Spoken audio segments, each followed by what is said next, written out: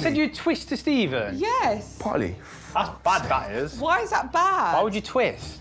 Because he would give me more than what you've given me. Do you not think that's fair to say? Because you don't get a fucking kiss in the street or holding hands. Yes.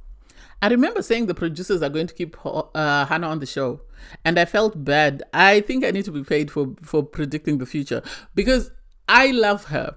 As much as I hate what she did to her husband, I love the fact that she's just as messy can be. That's I love. The fact that she is not afraid of anyone and is willing to stand up for herself, I'm here for it. And the fact that she went head to head with Polly, Holly, and Lacey, oh my God, I'm here. And Karma is Karma calling. She deserves the karma she's going to get, Polly, and she deserves to be embarrassed on national TV because of the way she carries herself. This is the second time she's gone after another wife. The first time was Charlie, this time it's Hannah. So hey, let's take our popcorn, sit back and watch. Anyway, hey there, thanks for stopping by. It's Valerie. Welcome to my channel. If you're new here, don't forget to click the like button, subscribe, turn on the notification bell for when I upload new videos, and definitely leave a comment. In this episode, I'll be reviewing Married at First Sight UK, Season 9, Episode 19. At this rate, I'm going to set up a little tent and start predicting people's futures, because I said it about Hannah and Orson, but well, Hannah and any other guy in the experiment, and it seems to have come to pass. Anyway, so, you know, it's day one of the retreat. You have Polly and Holly with their husbands, Adam and Alex. They're busy talking about Hannah.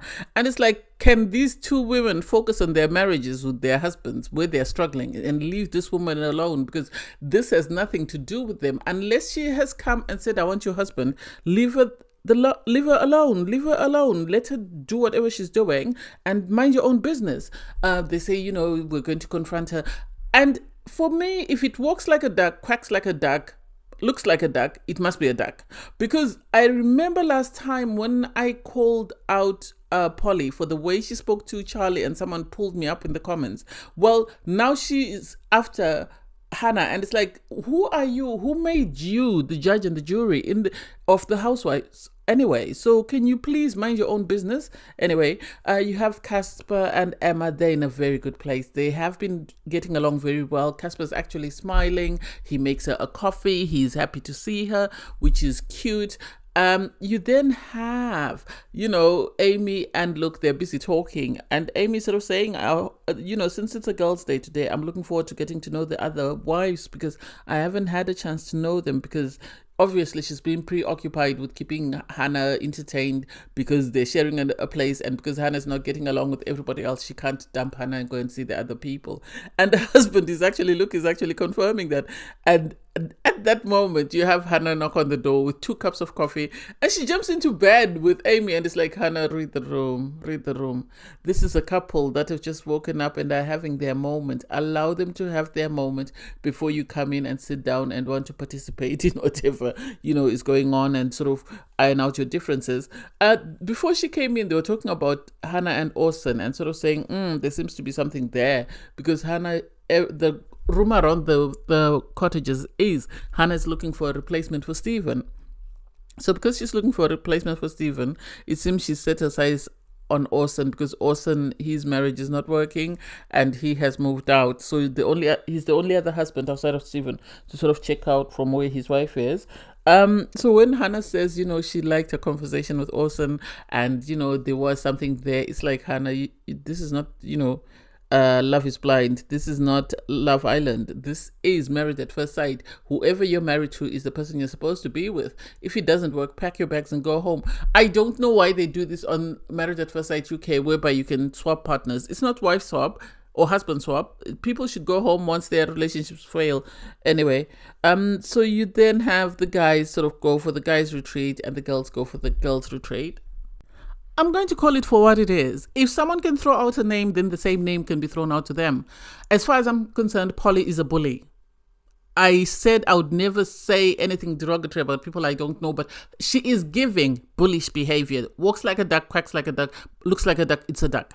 Because when she did it with Charlie and she called Charlie a bully, people defended her, and so Charlie was then left to look like she was the villain in that situation. In this situation, she has no dog in this race. She shouldn't be speaking up on anything. If at all, people that should be speaking up are Rochelle, what's her name? Shana, and Holly. She has no say. And I am now side-eyeing Lacey because Lacey has no dog in this race. Lacey cannot side with her friends and sort of have this conversation whereby they come and they target someone. That's unacceptable. And for producers to sit there and watch Polly do what she's doing is unacceptable. It's unacceptable because that is affecting somebody else's mental health. Hannah's a strong girl. Anybody else would have crumbled, but she stood up for herself, and I give her credit for that. For them to say, "Oh, you said this to my husband," or "You're touching somebody's husband inappropriately," or "You're flirting with listen, Rochelle is sitting there. She's not saying anything at all. So why are you fighting Rochelle's battle? Why are you fighting Shannon's battle? Fight your own battle, Holly, and everybody else keep quiet. And for them to try and intimidate her and sit there with menacing looks and look at her and sort of try and stop her from saying anything says more about them than it says about her. I'm not saying Hannah is the best person. I don't like the fact that she tried to reveal her husband's secret. But at the same time, there was no need for that, to say the elephant in the room. If they were that concerned about her, they were trying to humiliate her and sort of degrade her in front of the other woman. This is what they were doing. Because if Holly felt some type of way about Hannah making a comment to Alex, she should have gone to Hannah and had a private conversation and told her, "I'm not on board with you flirting with my husband. I don't like it. We are having problems in our marriage, and I would rather you not sort of step in." Here's what I think. I think Holly's intimidated by Hannah. She knows her husband. During the stag do said that he would be open to changing partners. So because she knows that, this is why she's trying to beat down Hannah. That way Hannah doesn't make any roadway with her husband. Instead of her resolving her issues with her husband, that way her husband is satisfied at home and doesn't need to sidestep, she is now attacking Hannah. I don't get it. Why Polly had to speak up, I don't get it. For her to say you're feeling brave.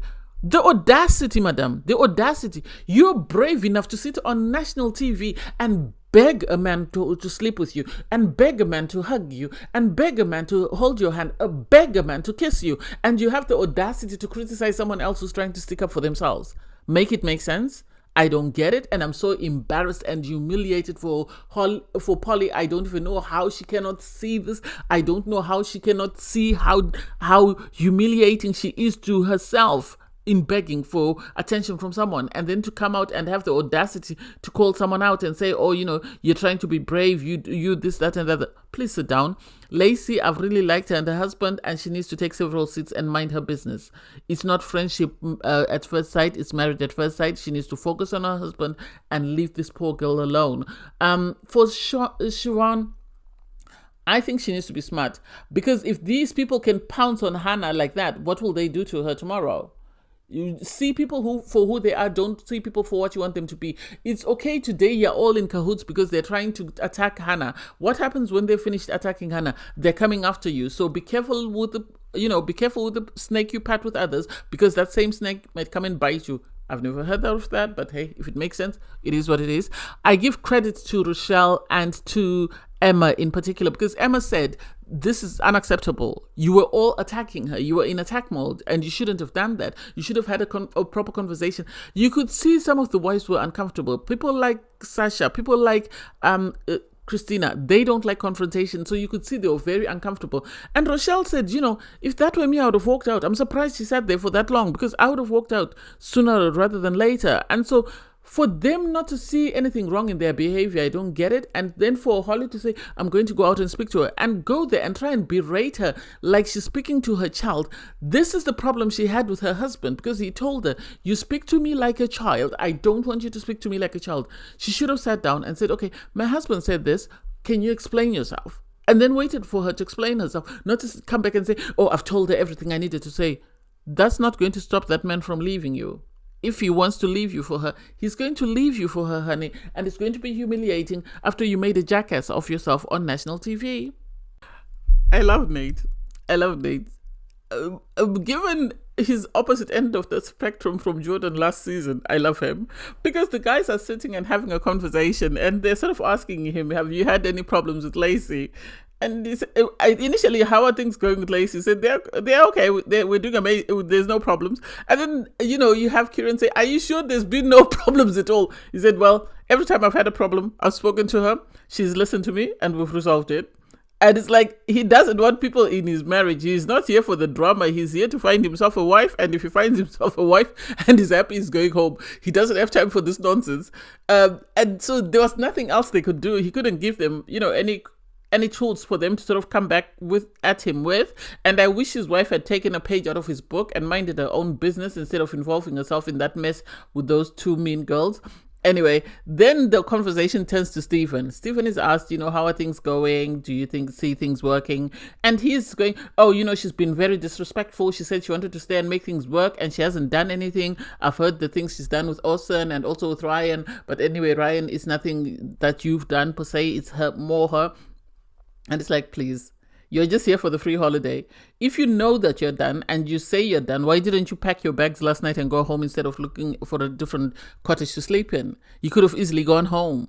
You don't need to be there. And so for Orson to be very defensive, it's like, Orson, you have more smoke for Stephen than you have for your wife, who's called you, you're unmanly, very a liar, this, that, and the other.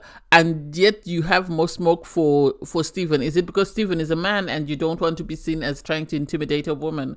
Make it make sense. I don't get it, and I don't get why suddenly Hannah is being turned into the villain. Yes, she tried to reveal a secret. Yes, I saw her when she touched Alex's arm and said, "Oh, you do work out," but I haven't seen everything else. They always have cameras on them. Why aren't the cameras showing us what she's done? Why is it just hearsay that we're going by? And why all this negativity over just one person? If this husband says he's done, pull her and her husband out. I like that, Stephen has the audacity to say this is not swingers club. It's married at first sight. If you don't like your partner, you can't come and swing. Orson, you could see on his face that hit him, because he realized this is a blow at me as well. Because if he's saying I'm flirting with his wife, it more or less implies that I want to leave my wife for Hannah. And it's like, Orson, Hannah will eat you up and spit you out for breakfast. She's not the one or the two to play with. It's time for you to pack your bag and go home if Rochelle is going home, because I don't think Hannah will have mercy on you, and this will end very well for you. You've had a positive edit thus far. Maybe it's time to go home.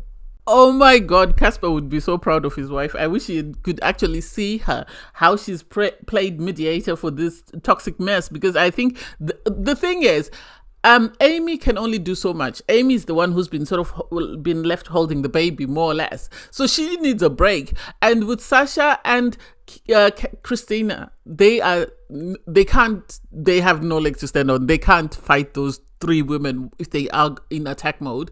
And sadly, so the ball falls to either Rochelle or to Emma. And so Emma was the best person to go and speak to Hannah. And I like the fact that she was honest with her, that the way you speak and the way the ladies speak comes across as very sort of combative or confrontational or attack mode. And so you will never be able to sort of reach a compromise. I think we need to draw a line underneath it, and we need to keep it moving and just, enjoy the rest of the day, which makes sense. So she agreed to go back in, but she said she needed a moment, which I give her credit for. She needs time to cool down. They need to allow her to cool down. If I were the producers, they should have allowed her to go back to her cottage and just stay there on her own if need be, because this is not necessary. The thing is, these girls think they're all that, and sadly they've met someone who's used to standing up for herself, and so she's not intimidated by them. And every time they tried to sort of cower down or beat her on the head, she stood up for herself. So they're now sort of in this space where they don't know what to do. And you have Polly, when Emma went back, saying, "Oh, if she comes back with that face that she has," and it's like, have you seen your face, buddy? Have you seen your face? Get a mirror, look at your face first before you criticize somebody else's face. Your face is just as menacing as hers, so please keep quiet and sit down. People are nosy as hell, because they ask Casper about his date with Emma, and he seems to be in a very good mood. He says, things have been going great. This is the first time they've actually been able to joke and actually have a laugh as a couple. So, things are continuing to progress, and if they continue to progress, then they'll see where they stand at the commitment ceremony. But he's really enjoyed his time with her, which was amazing. I really liked that. I thought that was sweet. On her part, Emma is telling the girls that she really is enjoying her time with Casper as well, and so she can't see herself, moving the goalpost towards intimacy. And then the audacity for this woman. Please keep quiet. How dare you tell someone, why don't you just continue to push him like I did with Adam? And now we finally had sex. We've got over the sex thing. You need to continue to push him. And it's like, you should never force anyone to want to be intimate with you. Because if tables were turned and if that were a guy who had pushed, Adam, or if Adam had pushed Polly to the extent that she agreed to having sex, people would be up in arms. He would have been kicked off the show. He would have been labeled a lot of things. And so the idea that she did this, she forced this man to have sex with her, and now she's encouraging other women to do that. I don't get it. I really don't get it. This is inappropriate. This is unacceptable. But anyway, it is what it is. You have Hannah come back in. She pulled Shauna for a chat, which I like, because she apologized to her and said, I'm sorry, you are the last person I would want to hurt in the group. So if it came across as though I was being flirty with your husband, I sincerely apologize. That was never my intention. I have this thing whereby I behave the same way towards guys as I do to men, which I guess maybe at work, but then she needs to understand that there's boundaries and she needs to respect boundaries. So I give Hannah credit for apologizing and taking ownership of her mistakes. And they actually had a decent conversation. And I think had Holly approached it the same way, they would have had the same level of respect for one another. But because Holly came in attack mode, this is why she'll never get an apology from Hannah. And I agree with that. Just when you thought the producers can't be messy, so the experts sent questions for the couples, for the husbands and the wives to answer separately. And so the first question is, who is the sexiest wife? And people are so tough because everyone wants to know. Casper and Ross named Sasha. Obviously, Ross was going to name his wife. Casper was like, it is what it is, and they laughed about it. That was cute. Adam said Lacey. We all know Adam has wanted Lacey from day one when he saw her. The only reason why he hasn't advanced towards her is because he's afraid of Nate. And so this is why he stayed clear. But I think if there was trouble in paradise, he would have gone after Lacey, because we've all known that. You have Stephen and Ryan both say Shannon. Luke says Amy, and he's disappointed that no one else is saying Amy. And it's like, seriously, you should be happy that nobody's chasing after your wife, but hey, it is what it is. With the ladies, you have Emma and Lacey say, Luke is beautiful. Luke, he is beautiful with his hair. I like the way Emma was describing his hair and his face, and he is quite manly, so I get it. He's sort of romance novel type of handsome, if you get what I mean. Amy says it's Nate for her. Lacey sort of split. She says her husband is good looking Nate, but she sort of split between Luke and Ryan because they are also good looking. Rochelle says Ryan. Shannon says her husband, she hit the jackpot and she knows it. With Sasha, she says, she is not going to choose anybody else. She's going to choose her husband, because if she finds out her husband chose somebody else, she's going to flip tables because she loves this man, obviously. And then she says, if I hear that Ryan, and everybody laughed because her husband's name is Ross, and she was so embarrassed. And she said, Ryan's name was at the forefront because everybody kept saying Ryan, but I meant Ross. And I think she's going to have to apologize to the poor thing. I felt so bad for her. She was so embarrassed. She was hiding underneath Christine's jacket, and it was so cute. With Hannah is going to be petty. If petty was the face, then you'd put Hannah next to it. Because the girls have been making her life miserable, she said, she thinks it's Alex. And that's because, Holly came for her, so she's coming back with smoke. And then the audacity for Polly to say, Stephen. And it's like, please sit down. And Holly says, don't compete where you can't compare. And it's like, well, actually, if it were not on TV, I think he would be more inclined to go for someone who looks like Hannah. The only reason he wouldn't want Hannah is because Hannah would answers back. She's not like you. She's not going to cower in a corner and cry. So he wouldn't like the challenge. So he would go for someone who's more submissive, like you, Holly.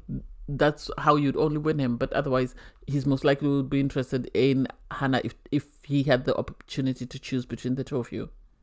Next question is, who is the funniest husband? And I no surprise, Kieran, because of him and this little ukulele thing and the way he talks. It's just, it's just funny. I like the fact that his wife Christina said we can just look at one another and start laughing. Polly, Lacey, and Sasha all agreed that Kieran was the funniest guy out of all the husbands. Yeah, he seems more lighthearted about the process. Some are very, strict and very all up in their faces. People like Alex, people like Casper, and so it's nice to have someone who just goes with the flow. And then the next question is, what is the biggest weakness in your marriage?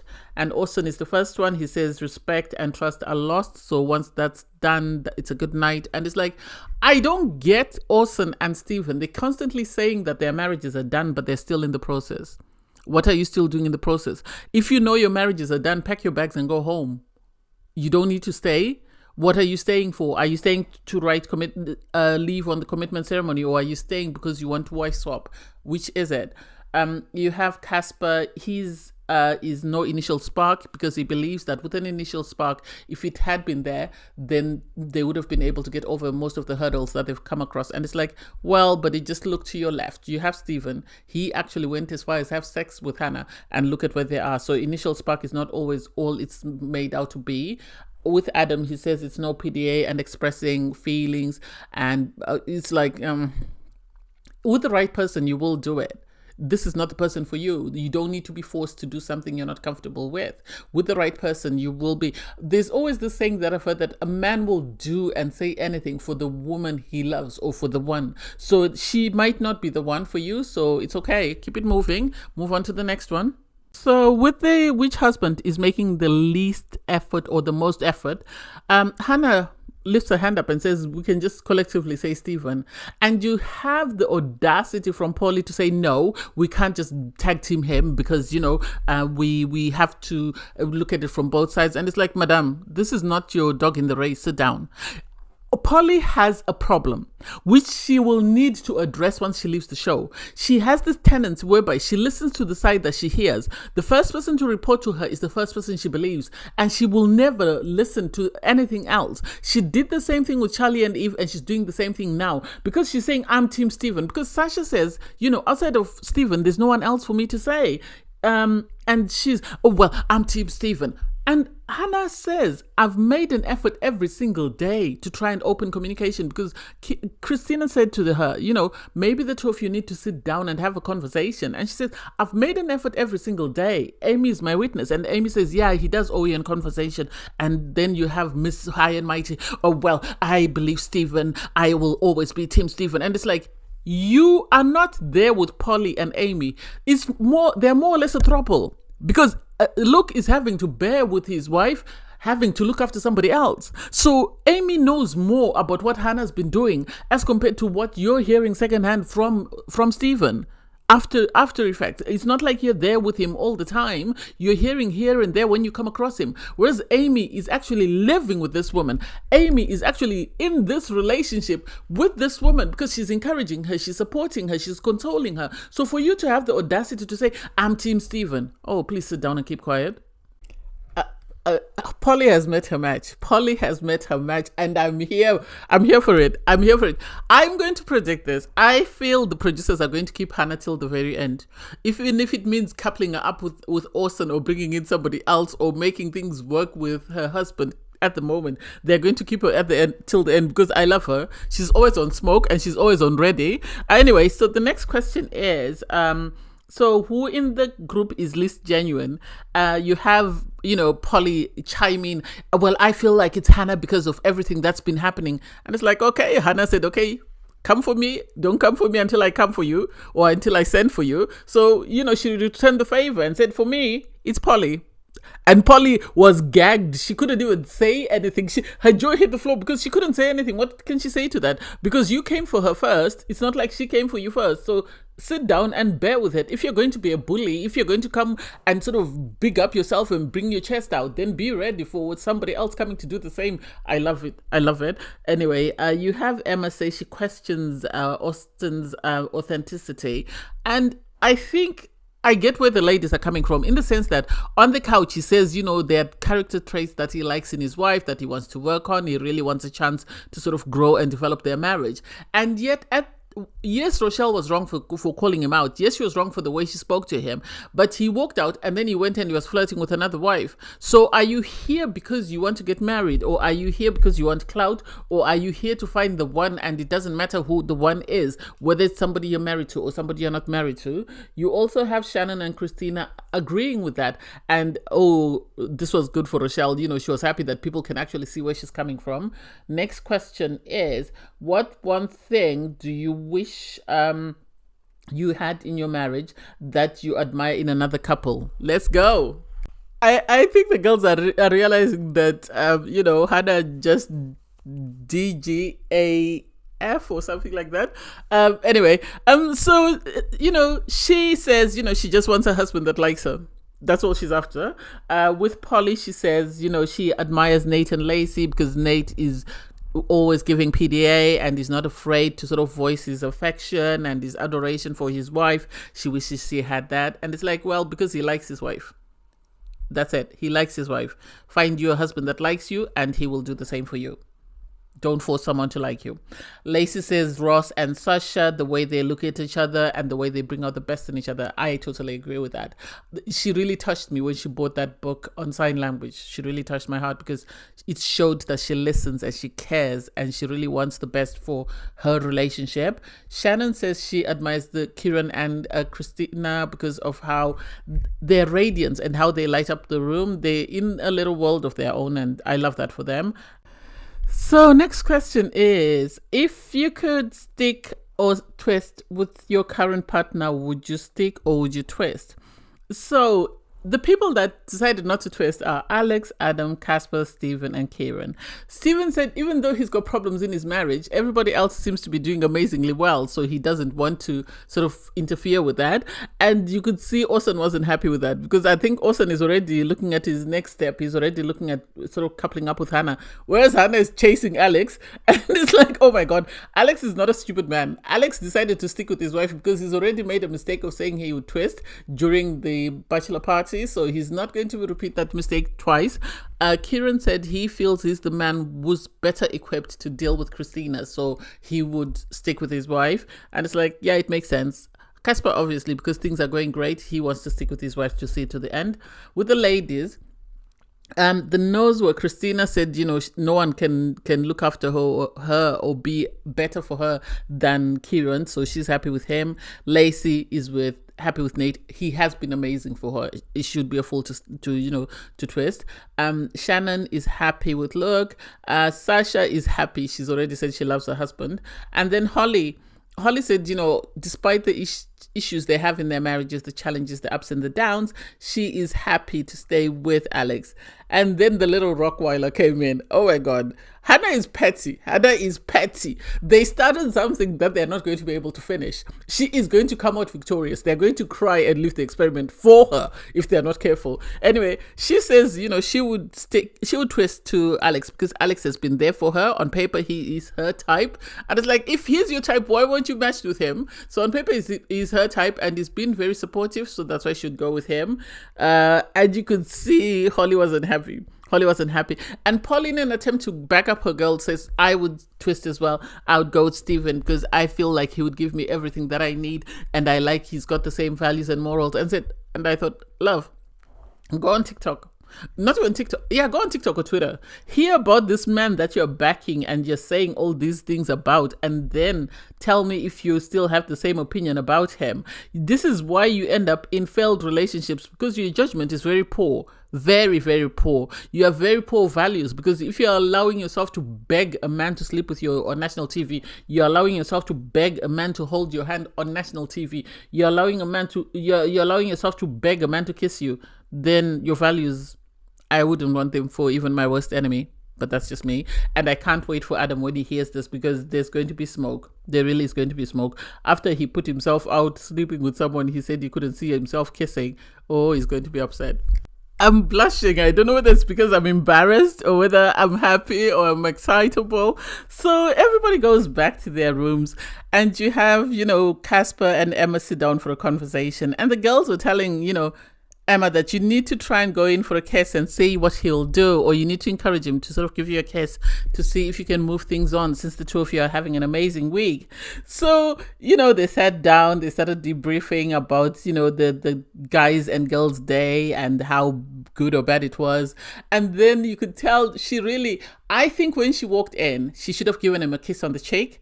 If she was going to kiss him, not on the lips, but on the cheek, and seen what he did. And then he would then decide whether or not, because she's told him that she's not comfortable with it. I feel like they should have had this conversation off camera, because she was sort of trying to sort of worm her way in for a kiss, and she's still trying to be positively toxic, as she was told. Because she was trying to put a happy sort of face on it. And she sort of asked him, and he told her, I said, I wish we had had that initial spark. And I think in that conversation, she should have said, yeah, I think so too, but I feel like we're growing, and I think we're at a stage whereby if I'm even open to, you kissing me. That would have given him the opportunity, not for her to say, what about a kiss? And it's like, nah, she should have had the conversation, maybe not so, I don't know how she behaves when she's very uncomfortable and she's trying to sort of not appear sort of like she's afraid of rejection.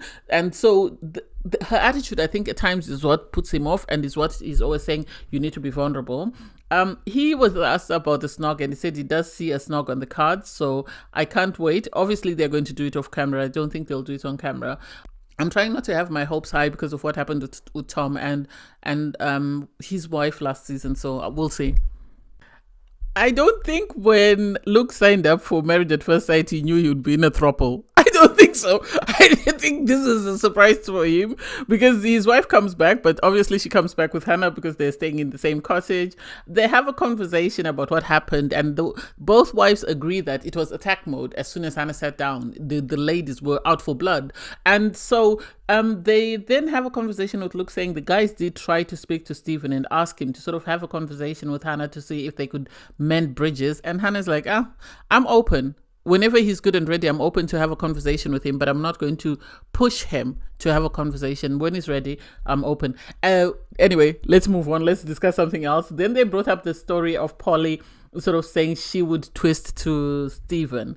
And you can see by the look on Luke's face that he's surprised. He's surprised because she was being petty, forgetting that she's in a very fragile house. People in glass houses shouldn't throw stones. Her marriage is barely being held up by duct tape, and yet she's already saying she'll twist to another husband. I can't wait for to hear what her husband says when he hears this, because these other people are sort of questioning, Amy, Luke, and Hannah are questioning what makes her feel like, he would give her what she hasn't been given. Has he made any moves? Has he kissed her? Has he touched her hand? She hasn't seen him be intimate with his wife, so she can't say that. She's only had a flirty banter. That's not good enough for you to say that's reason for me to twist. So finally, you have Polly and Holly go and meet up with their husbands, Adam and Alex, and they're both in a happy mood. Well, things haven't turned south, hey? So they start discussing the questions in the group about, who's the most attractive. And Adam said, he's always said Lacey is very attractive in his eyes. And you can see his wife is not happy because Lacey is her close friend. So what is she going to do? Fight with Lacey now? I think there's going to be tension because now she realizes that he's actually spoken it out. You then have them talk about the stick or twist question, and you have Alex say, Alex is a smart man. He's not going to throw himself under the bus 20 times, because last time he said that you'd be open to swapping. He got in trouble with his wife, so this time he wasn't going to be a fool and make the same mistake twice. So he said he would stick with his wife. His wife said, she would stick with her husband, because she felt, Holly felt that he had shown her the different sides of a relationship, that it's not always going to be easygoing and it's not always going to be hard. It's always going to be ups and downs. So she really appreciates that. And so she's going to stick with her husband. And now it's time for Polly and Adam. Polly asks Adam, and Adam says, no, you go first. And she says, well, I said I would twist. And he said, no, you're joking. She said, yeah, I'm not. So he looks at Holly for confirmation, and Holly says, yeah, she said she would twist. And they ask to who? She said, Stephen. And this angered. You could see he was seething. You could see that Adam was seething because he was saying, so just because I don't hold your hand and I don't kiss you in the street, this is why you're ready to swap me for somebody else. Make that make sense? I've made a lot of efforts to improve, to work on our relationship. I've made a lot of effort to be better, and you are ready to throw me under the bus. And I'm here for it because Karma's caught up with Polly. And this is what I say, that Polly has smoke for everybody else but a failed relationship. And I don't get it, because her husband talks to her like crap. He treats her like crap and she's okay with it. But the moment anyone else challenges her, or the moment she feels like someone else is behaving in a way that she doesn't approve of, then she has smoke for them. So I'm here for her husband putting her in a place. I'm here for her husband showing her that you're not all that. And, you could see it was getting uncomfortable because he kept asking her, so just because of that, this is why you're ready to swap me? No, I was just saying that, after the flirty banter. And it's like, flirty banter is not a relationship. Flirty banter can only get you so far. So the idea, I agree with Adam, he's not the best of husbands, but the idea that you'd be open to swapping partners just because someone was flirting with you doesn't make sense to me. It does not make sense. The idea that you'd be ready to throw in the towel and run to someone, there is a reason why his relationship is not working. And it's not like you've seen him flirt with his wife. It's not like you've seen him make out with his wife. You are just going on assumption that this is what he's going to be. And it doesn't make sense. And I don't get it. And I've lost all respect for her. And I'm happy that Karma has come a calling, because Adam stormed off and she started crying. And after Holly had to come back because they had initially left them to have a private conversation, she had to come back and console her. And I'm like, Hannah is there chilling in her throuple and you're here crying a river. Hey, it is what it is. Karma is always going to come a calling. Thanks guys for watching. Please don't forget to like, share, comment and subscribe, and click the link in my video to watch my review from episode 18. Bye guys.